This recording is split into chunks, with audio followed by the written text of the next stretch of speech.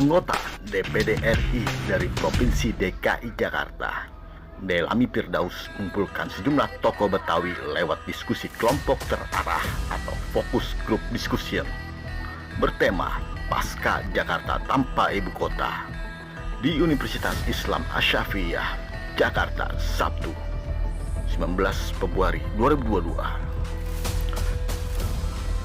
Hasilnya merekomendasikan 9 poin terkait revisi Undang-Undang Nomor 29 Tahun 2007 tentang Pemerintahan Provinsi DKI Jakarta.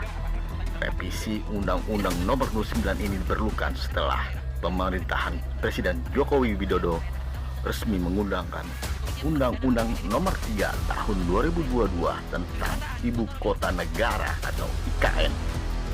Rekomendasi itu dirumuskan dalam diskusi kelompok terarah atau fokus group discussion bertema Pasca Jakarta Tanpa Ibu Kota di Universitas Islam Asy-Syafi'iyah. Delami Firdaus yang biasa disapa Bang Dai menjelaskan, FGD melibatkan berbagai lembaga seperti Pusat Studi Betawi Universitas Islam Asy-Syafi'iyah, Betawi 1, Lembaga Kebudayaan Betawi, dan Kaukus Muda Betawi.